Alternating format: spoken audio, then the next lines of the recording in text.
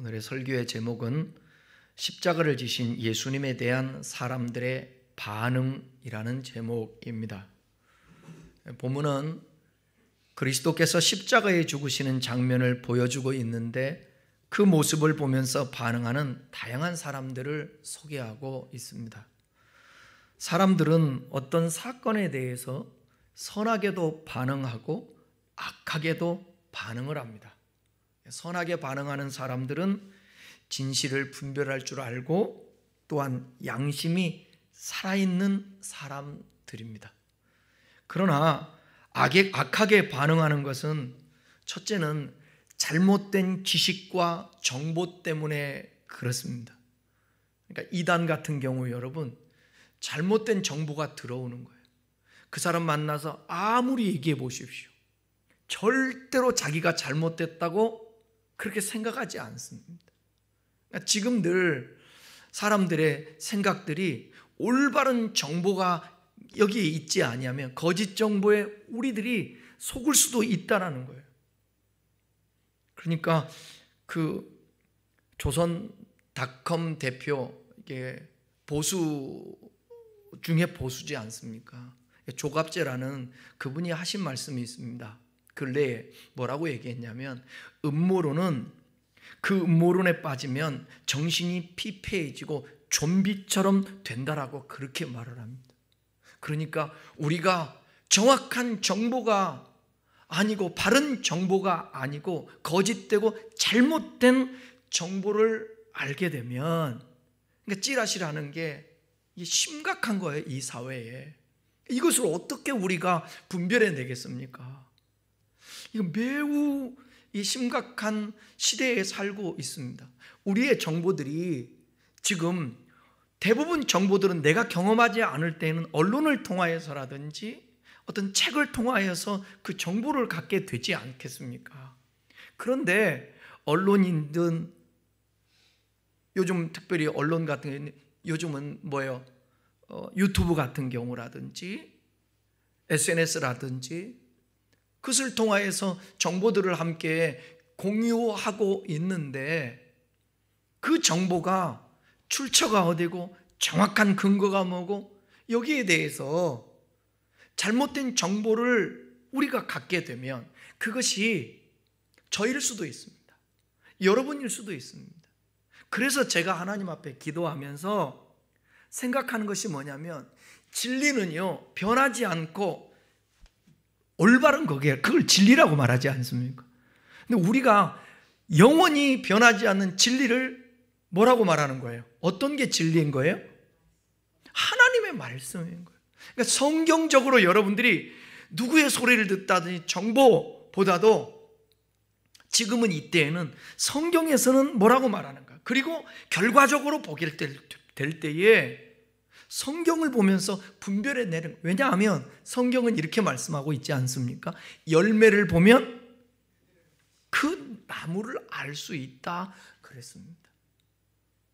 그러니까 그 열매가 선한 게 공동체를 위하는지, 그 열매가 사람들의 사랑으로 나타나는 열매인지, 희락, 화평, 자비, 충성, 온유, 절제, 이런 것들이 열매로 나타나는지, 그리고 회개에 합당한 열매가 나타나는지, 의의 열매가 나타나는지, 그 열매를 보면서 우리가 분별해 나가야 되는 거예요. 한 걸음 한 걸음 나갈 때. 그 주님 앞에 또 기도해야 돼요. 그러니까 바울이 기도했던 게 참 옳은 것 같아요. 내 눈을 열어, 아니 그것은 시편에 나오고, 계시의 영을 주사, 계시의 영을 주사 하나님을 바로 알게 해주시고, 저와 여러분도 마찬가지예요.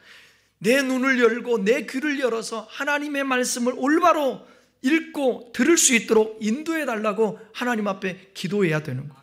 왜냐하면 그것만큼은 하나님, 이 세상에서 어떤 정보를 가지고 우리가 살아가고 있는데, 여러분 생각해 보세요. 한번 그런 경우 있었잖아요. 내비를 말을 듣고 내비를 따라갔는데 마지막이 어디였어요? 아니요, 낭떠러지였다고요. 길이 끊어진 낭떠러지. 그거 어떻게 되겠어요? 내비의 말을 들었다가 이게 정보가 옳은 줄 알고 그렇게 말했다고. 이 기계 AI인데도, 기계인데도 불구하고 이 세상에는 모든 것이 완전히 옳은 것이 없어요. 여기에 들어간 정보를 다 믿을 수가 없어요. 희한해요. 제가 이제 교회에서 오다 보게 되면 항상 대화역으로 해서 이렇게 오잖아요. 근데 저번에는 이게 습관이 된 거예요. 여기에 이게 익혀진 거예요. 거기 가면 안 되거든요. 주유소에서 기름을 넣어야 되니까 여기 대화역까지 오기 전에 좌회전해서 하나로마트 쪽으로 들어가야 되거든. 근데 기름 넣는다는 생각하고 있는데 저는 운전을 지금 어떻게 하고 있는 거예요? 교회 방향으로 오고 있는 거예요. 왜? 여기에 그렇게 계속 입력이 돼서. 그러니까 항상 정신을 차리지 아니하면 이게 안 되는 거예요. 우리의 사고가 그렇단 말입니다. 잘못된 사고를 가지면, 거짓에 속으면 우리가 악한 쪽으로 반응할 수도 있다라는 거예요. 또는 알면서도 잘못 반응을 해요. 왜? 자기의 이익과 욕망을 위해 양심도 저버리고 악을 행하는 것입니다. 돈 되는 일이면 수단 방법 가리지 않아요. 그 잘못인 것도 알면서도 명예와 권력을 위해 악을 행하기도 합니다. 나는 이 시대처럼, 진짜 국회의원들이 이 시대처럼 참 악하다, 참 못됐다, 여야를 떠나서 너무너무 이기적이다 라는 생각을 갖게 되어요. 거기에 국민들이 혼란을 겪고 있어요. 왜 그렇죠? 알면서도, 뭐가 옳은지 알면서도 자기의 이익을 위해서 양심도 팔아먹고 정의도 팔아먹고 그러는 거예요. 이런 시대에 우리가 신앙생활을 하고 있습니다. 그러기에 하나님, 우리에게 올바른 정보가 들어올 수 있도록 하나님이 도와주세요. 하나님, 알면서도 이익과 욕망을 위하여 양심도 저버리는 그런 악인이 되지 않게 해 주십시오. 오늘 본문에 등장하는 사람들이 이렇게 악인과 그 다음에 선인이 혼재되어 있습니다. 우리가 그때 그 시간 장소에 있었더라면 우리는 어떻게 반응했을까? 예수님에 대해서, 십자가를 지신 그 예수님에 대해서 우리는 어떻게 반응했을까? 본문을 살펴보면서 우리 자신을 돌아볼 수 있고, 그리고 우리에게 어떤 일이 벌어진다 할지라도 올바른 반응 선택할 수 있는 저와 여러분 됐으면 좋겠습니다. 본문은 채찍에 맞아 이미 많은 피를 흘렸어요. 빌라도가 죽일 죄를 찾지를 못했습니다. 죽이기까지 해야 돼? 그런 죄를 나는 찾지 못했어. 그런데 유대 지도자들이 예수님을 못 박아야 되고 예수님을 죽여야 된다고, 차라리 바라바를 풀어줘야 된다고, 그때 타협점이 뭐였는가? 스스로에게 빌라도는 그런 매를 때리자. 그게 채찍이었어요. 얼마나 고통스럽게 때렸는지 몰라요. 너무 많이 채찍에 맞아서 지금 피를 흘리면서 이제 십자가에 달리기 위해서 십자가를 지는 게, 자기 십자가를 자기가 지고 가거든요. 예수님이 지금 피투성이인 채 온몸에 이게 고통 가운데 가시면류관을 쓰시고 지금 십자가를 짊어지고 처형당할 그 골고다 장소로 올라가고 있습니다. 끌려가고 있습니다. 그 말씀을 26절에서 이렇게 말씀합니다. 함께 읽겠습니다. 그들이 예수를 끌고 갈 때에 시몬이라는 구레네 사람이 시골에서 오는 것을 붙들어 그에게 십자가를 지워 예수를 따르게 하더라. 예수님께서 매를 맞아 기진맥진한 상태였던 것 같습니다. 그래서 십자가를 지시고 가다가 쓰러지시고 하니까 시몬이라는 구레네 사람에게 십자가를 대신 지게 했어요. 구레네라는 지역은 북아프리카 리비아의 그 북쪽 항구 도시입니다. 당시 구레네 지역은 많은 유대인들이 거기에서 거주하고 있었어요. 그러니까 예루살렘에서 가까운 지역 중에 하나였습니다. 시몬이라는 사람은 이 지역에 살고 있었던 유대인이었을 것입니다. 그곳에서 살다가 이제 유월절이 되니까 유월절을 지키기 위해서 예루살렘을 방문한 순례자였을 가능성이 높아요. 마가복음에서는 이 구레네 시몬을 누구라고 말하고 있냐면 시몬이 알렉산더와 루포의 아버지라고 얘기하고 있어요. 로마서 16장 13절에서는 또 이와 같이 말합니다. 한번 읽어보겠습니다. 주 안에서 택하심을 입은 루포와 그의 어머니에게 문안하라. 그의 어머니는 곧 내 어머니니라.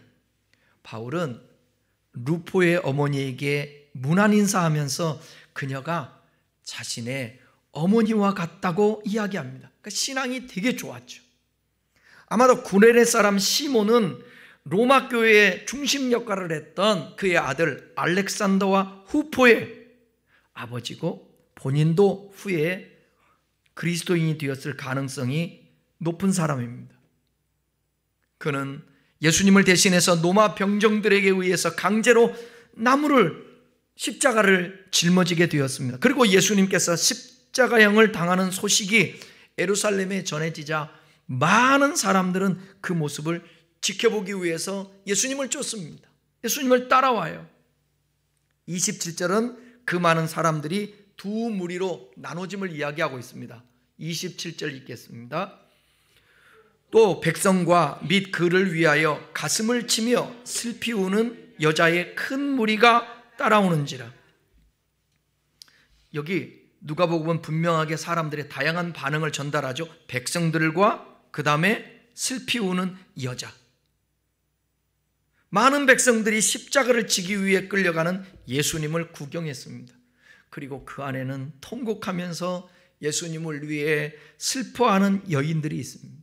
여러분, 세계적으로, 아니 우리나라적으로도 봐도 여자 신도가 많을까요? 남자 신도가 많을까요? 여자 신도들이 많아요. 여자들이 더 신앙을 갖는 것 같아. 감성적으로 또 교회에서도 주님을 더 잘 섬기는 것 같은 그런 모습을 볼 수 있습니다. 누가복음은 특별히 많은 여인들이 등장하는데 누가복음의 핵심 중에 하나는 상처받은 여인들의 치유 이야기로 할 수 있을 정도로 예수님의 사역의 중요한 부분을 차지합니다. 그녀들은 예수님께서 끌려가시는 모습을 보고 통곡을 합니다. 그러나 예수님은 그녀들을 향해서 이렇게 말씀하세요. 자신을 보면서 통곡하고 있는 여인들에게 뭐라고 말씀하는지 한번 봅시다. 28절, 29절 읽습니다. 예수께서 돌이켜 그를 향하여 이르되 예루살렘의 딸들아 나를 위하여 울지 말고 너희와 너희의 자녀를 위하여 울라. 보라, 날이 이르면 사람들이 말하기를 잉태하지 못하는 이와 해산하지 못하는 배와 먹이지 못한 젖이 복이 있다 하리라. 예수님은 자신의 십자가 죽음의 길을 따라오면서 울며 불며 애곡하는 그 여인들을 향해서 예수님 자신을 위해서 울지 말고 여인 자신들과 그들의 자녀들을 위해서 울라고 말씀하십니다. 그리고 예수님께서 그들에게 앞으로 있을 예루살렘의 비극을 말씀하세요. 이스라엘에서 불임은요, 애를 낳지 못하는 것은 하나님께 저주를 받은 것이라고 생각했습니다. 그러나 예수님께서는 오히려 그 아이를 낳지 못하는 여인이 복되다라는 그렇게 느낄 정도로 유대인들이 큰 고통을 받을 것이라고 말씀하고 있습니다. 이것은 아마도 우리가 잘 아는 AD 70년에 일어날 예루살렘의 함락과 그때 여인들의 자녀들과 여인들 자신이 맡게 될 비극을 미리 보시고 우리 예수님께서 예언적으로 말씀하신 것 같아요. 우리는 여기서 예수님의 무한하신 진짜 그 신적 사랑을 느낄 수 있습니다. 지금 죽음 앞이지 않습니까? 힘든 골고다의 길을 가고 계셨지만 그 옆에서 자신이 받게 될 영원한 형벌의 심판을 알지 못한 채 예수님의 죽음을 슬퍼하는 그 여인들을 향하여서 예수님은 그들에게 진실한 회개의 권면을 하고 계시는 것입니다. 예수님은 동정심 대신 진정한 회개를 원하셨던 것입니다. 유대인들이 장차 얼마나 고난을 겪을지를 30절에서 표현하고 있는데 충격적입니다. 한번 읽어볼까요? 30절. 그때에 사람이 산들에 대하여 우리 위에 무너지리라 하며 작은 산들을 대하여 우리를 덮으라 하리라. 차라리 죽기를 바랄 정도로 큰 고통이 있을 것이라는 거예요. 너무 괴로우니까 산들이 아예 그냥 덮쳐버렸으면 좋겠다. 그렇게 바랄 정도로. 그렇다면 우리는 여기서 질문할 수 있습니다. 만약 유대인들이 예수님을 죽이지 않고 메시아로 받아들였다면 그들의 역사는 어떻게 됐을까? 먼저 이 성경이 말씀하고 있는 그 시점을 통해서 생각해 보면 앞으로 벌어질 그 70년에 있을 예루살렘의 멸망은 없었을 거예요. 그들이 진리를 온전히 받아들였다면 지나친 민족주의적 결집이 일어날 일이 없기 때문에 그렇습니다. 오히려 예수님을 믿고 그의 명령에 순종했다면 그들이 가지고 있는 배타적 어떤 성격이 많이 사라졌을 거예요. 그렇다면 오늘 살아가는 우리에게 이 모습은 어떤 교훈을 주고 있는가 생각할 필요가 있죠. 본문에서 보여주는 예수님과 여인들의 모습을 보면서 생각할 부분은 먼저는 예수님께서는 자신을 위해 동정심의 눈물을 원치 않으셨다는 거예요. 오히려 예수님께서는 깨어진 세상을 살아가는 자들을 위해 눈물을 흘리라는 거예요.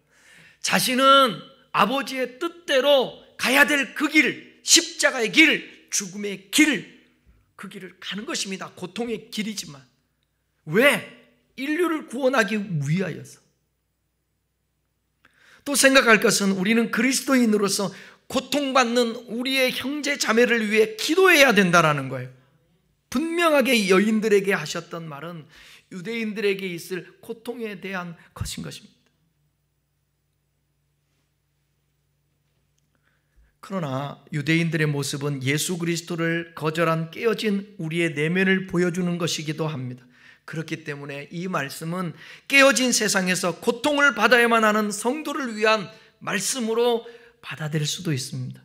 우리도요, 우리 주변의 세상의 어딘가에는 그리스도인이기 때문에 아니면 힘이 없어서 약자가 되어서 극심한 고난을 당하는 그런 이웃들이 있습니다. 우리는 예수님의 말씀처럼 그들을 위하여서 예수님을 위해서 우는 것이 아니라 그들을 위해서 울고 그들에게 사랑과 그들에게 자비가, 저와 여러분이 최소한도 말씀은 많이 모른다 할지라도 성경이 종합적으로 얘기하고 있는 두 가지, 성경은 뭘 얘기하고 있는 거예요? 두 가지. 하나님 사랑과 이웃 사랑. 그러니까 최소한도 여러분 하나님 사랑하는 것은 개인적으로 하고, 두 번째는 내 이웃을 내 몸과 같이 사랑하라 했습니다. 그러니까 원수까지도 사랑하라 했지 않습니까? 우리 주님이. 그러니 여러분과 생각이 다르고 의견이 다르고 여러분을 모함하고 여러분을 힘들게 하는 그 사람들을 위해서 기도하십시다. 기도하십시다. 이것이 필요한 거예요. 지금은 여러분 말할 때가 아니에요. 진행일치야. 친구 목사가 아까 통화를 하는데 좀 힘들어하길래, 그래, 그러니까 뭐라고 얘기하냐면 힘들어하면서, 야, 이 믿음이 있는지 없는지 참. 여러분, 목사도 여러분 무조건 믿음이 좋은 게 아니에요. 순간순간 두렵고 순간순간 걱정이 되고, 야, 나도 눈 뜨면 걱정된다, 염려된다. 그러니 자기는 뭐라고 그러냐면 나는 두렵다 그래. 두렵대. 염려를 더 떠누면서 두렵대. 그래서 제가 뭐라고 그럴게요. 욥도 욥기서 3장에 보면 욥도 무서워하는 것, 두려워하는 것이 내게 임했다 그랬어. 욥과 같은 사람도 두려워한다. 우리도 두려워하지. 근데 우리에게 때로는 두려움의 건들, 염려의 건들, 시험의 건들이 오는 것은 우리의 믿음을 진짜 테스트하는 거예요. 그러면서 이제 그 말씀 하더라고. 그래, 말로만이 아니라 진짜 우리의 삶으로 살아내야 되는 거죠. 신앙은, 따라해봐요. 신앙은 말이 아니라 삶이다. 아멘. 삶이에요. 사랑하면 거기에 대한 사랑의 표현이 따라오게 돼 있어요. 근데요, 우리 사람인지라 하나님으로 무장하고 충만하지 않으면 순간순간 이 안에서 뭐가 올라와요? 죄성이 올라와요. 그 죄성이 이기적이게 만들어요. 여러분, 저는 이기적일까요? 아니면 이타적일까요? 얘기해 보세요. 저는 이기적일까요? 이타적일까요? 우리 목사님 어떻게 얘기하지? 이기적인다고 그러면 자기를 무시한다고 그럴 거고, 이타적이면 나 그렇게 믿음 없다고 그럴 것이고. 잘 모르겠습니다. 그렇게 대답을 하세요. 그 또 한 가지는 뭐라고 해요? 잘 모르는 것도 그렇게도 대답할 수 있지만, 목사님도 그때그때 다를 거리요, 이렇게 얘기하세요. 그 싸움 속에서 늘 몸부림치는 거예요. 이거는 저만이 아니야. 성경의 위대한 사도 바울도 날마다 자기를 복종시켜 죽인다고 그랬잖아요. 그죠? 저는 정말 진실되게 하나님 앞에 이제 기도하는 게 뭐냐면, 하나님, 제가 악하지 않게 해주세요. 하나님, 제가 진짜 하나님의 말씀대로 그렇게 조금이라도 그런 마음 갖고 살아갈 수 있도록 도와주십시오. 시기도, 질투도, 미움도, 원망도, 분노도. 근데 잘 안 돼. 근데 그것을 계속 될 때까지 기도해야지. 어떻게 합니까? 그렇게 몸부림을 쳐야지. 여인아, 나를 위해 울지 마. 너 자신과 네 자식들, 네 이웃들을 위해서 기도해. 여러분, 어린 애들 지나가면 식당에서, 요즘은 좀 생각이 달랐어. 그러니까 철들은 거야. 옛날에 식당에서 밥 먹으러 왔는데 애들 돌아다니며 떠들고 하면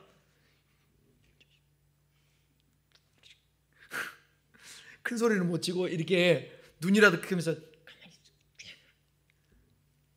근데 요즘은 그게 아니야. 요즘 제 나이 정도 돼도 이제 그 손자도 있고 막 그러잖아요. 내 친구들 보면 손자들이 있고 그러거든요. 그 내 새끼고 내 자식이고 내 손자고 내 조카고 그렇다고 한다면 따뜻해질 수 있지 않습니까? 예? 아까도 말씀드렸지만 그 법원에 그 폭력 그것 때문에 지금 구속된 걔네들이 우리의 자식들이고 우리의 형제들 아닙니까? 그게 그걸 보고 여러분 쌤통이다 박수치고 중형을 때려야 돼. 그건 그의 부모를 생각해 보십시오. 그의 아들을 생각해 보십시오. 못 모르고 뭐 그렇게 된 애들도 있을 텐데. 그러니까 여러분, 저는 그렇게 생각해요. 영원한 피해자도 없고 영원한 가해자도 없다고. 어쩔 때는 가해자가 보니까 피해자야. 어려서부터 그런 환경 속에서 자란 거야. 그래서 죄를 지을 수밖에 없는 거야. 그러니까 어떤 일이 벌어지면 이게 손가락질하면서 누굴 탓하기보다 우리 모두의 다 공동체의 문제다. 그런 마음을 품고 이것을 해결하고 거기에 반드시 따라와야 될 게 뭐냐? 희생이에요. 희생. 그게 예수님이었잖아요. 그 예수님이 그래서 지금 십자가를 지시는 거예요. 십자가를.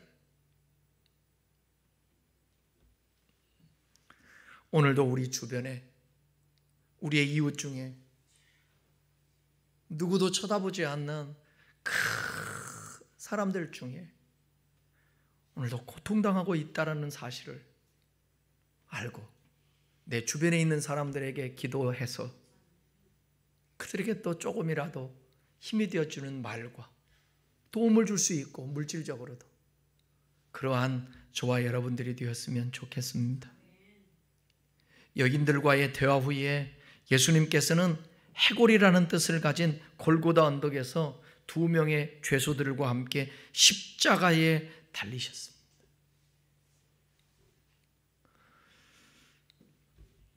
오늘은 여기까지 하고요. 이게 다음 주에 여기 이 부분에 아직도 나눌 말씀이 많은데 여러분 생각해 보세요. 지금 십자가가 골고다에 지금 몇 개가 쓴 거예요? 3개가 썼어요. 가운데는 누구? 예수님. 한쪽 편 강도, 또 한쪽 편 강도. 지금 예수님과 2 사람이 십자가에 지금 매달렸어요. 여러분 한번 생각해 보세요. 예수님이 무슨 죄를 지었을까요? 예수님은 아무런 죄가 없어요. 사실을 사실로 말한 것밖에 없어요. 예수님 억울하시겠죠. 그분은 왕이에요. 왕이에요. 하나님의 아들이에요. 그래서 그렇게 사실을 얘기했어요.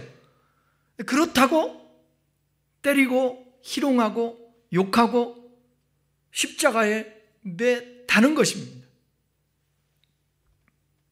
누가? 죄인들이 죄 없는 자를. 그러니까 언제나 여러분 이 사회는 불의한 자가 의로운 자를 내버려 두지 않아요. 물어볼게요. 의로운 의인이 악인을 쓸어버립니까? 아니면 악인들이 의인을 쓸어버립니까? 이 사회가 악인들이 의인들을 쓰는 거예요. 그래서 성경이 뭐라고 얘기하느냐? 의인들은 고난이 많으나. 그럼 여러분들이 이런 질문을 하겠죠. 아니 하나님, 악인들은 가만 놔둡니까? 심판을 하시고 의인들을 살려주셔야지. 이럴 때 어디를 바라봐야 된다고? 십자가를 바라봐야 돼. 그래야 답을 찾을 수가 있어요. 십자가. 예수님이 왜 십자가를 지냐고. 근데 예수님의 방법, 하나님의 방법이 그거예요.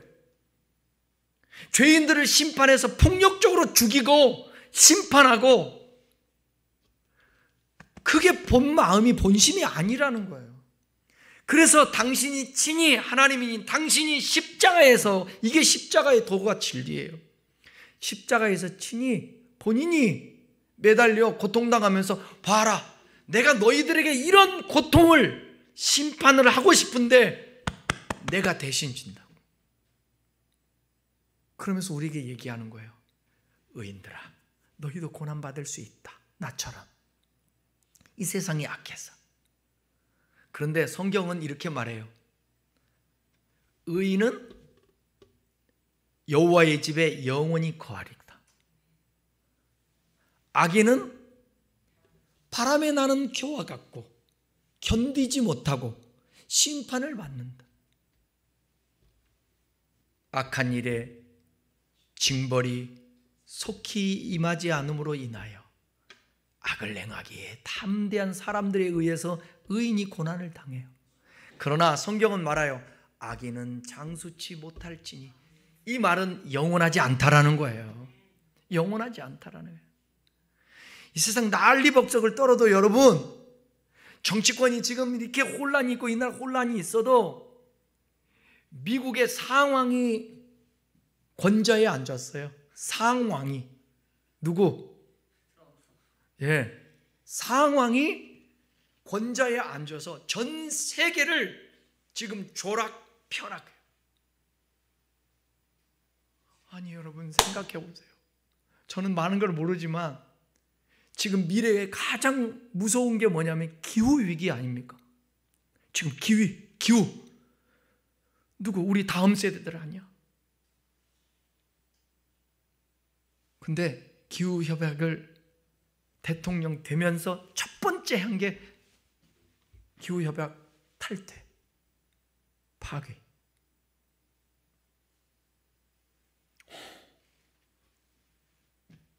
다시 석유로 돌아가겠다는 거예요. 그런데 4년이야, 5년이야, 4, 5년, 4년이죠? 미국은 4년이지. 중임제니까. 우리나라도 마찬가지예요. 영원한 사람 아무도 없어요. 이 땅에. 그래서 우리는 선하게 살아야 돼요. 선하게.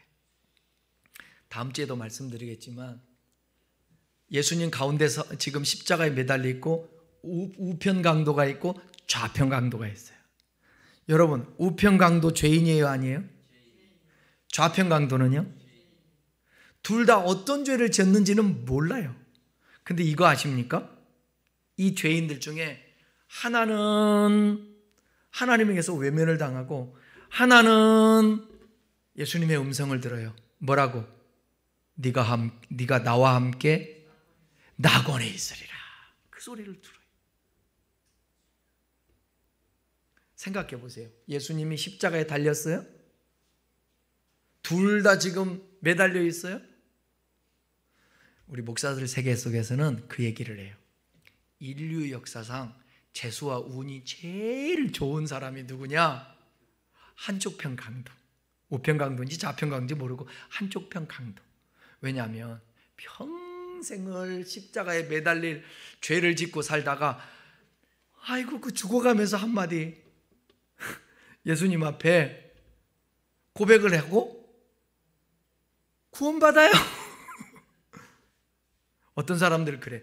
아이고 놀 것 다 놀고 죄 다 짓다가 마지막에 예수님 믿으면 되지. 아이 그걸 어떻게 장담을 해요? 언제 어떻게 될지 아무도 모르는데.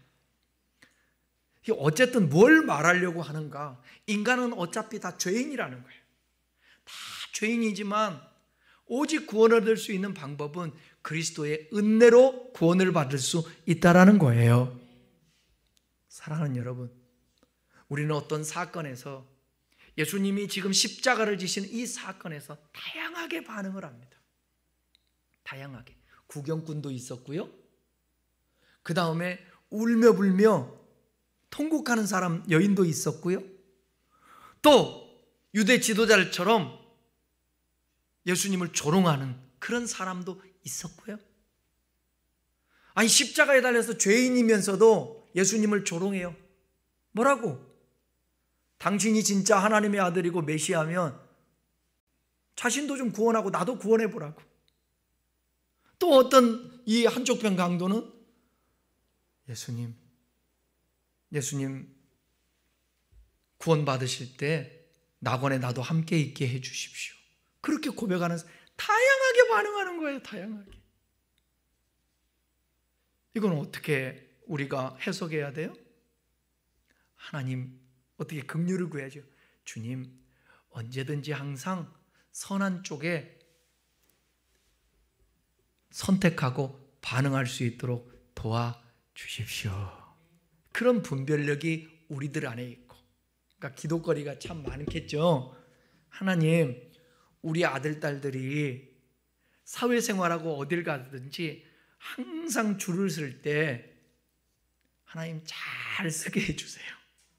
잘 반응하고 선택할 수 있도록 도와주십시오. 여러분, 은행에서 기다리는데 줄만 서는 것도요, 잘 서야 되더라고. 아이고, 똑같이 여기는 3명이 줄 서고 있고 4번째 내가, 여기는 2명이 있어 3번째 이쪽 서면 이쪽 섰어. 그랬더니 이쪽이 더 빨리 가. 4명 있는 데가. 이런 일 많잖아요. 어디서든지 줄 섰을 때. 그러니까 꼭 빠르다고 빠른 게 아니고 꼭 늦는 게 꼭 늦는 게 아니에요. 그러니까 주님 앞에 기도해야죠. 하나님, 우리에게는 선함이 없습니다. 하나님이 보시기에 토오브, 좋았더라, 힘이 좋았더라 했지만 우리의 모습들이 죄로, 죄성으로 우리의 주님의 원래의 창조한 목적을 상실해버리고 우리의 의대로 살아갑니다. 이런 내가 무슨 희망이 있겠습니까? 하나님, 나 좀 불쌍히 여겨주세요. 나를 긍휼히 여겨주세요. 함부로 말하지 않게 해주시고, 주님, 내 발걸음과 나의 모든 것들이 참악합니다. 한쪽 편 강도처럼 인정하며 주님의 긍휼을 구하는 저와 여러분 되십시다. 그럴 때 주님은 우리를 구원하시고 우리와 함께 하시는 은혜를 베풀어 주실 줄 믿고 우리의 미래를 가장 아름답고 선하게, 좁은 길이지만 그곳이 천국일 수 있고 영생의 길로 인도하여 주실 줄 믿습니다. 기도하겠습니다.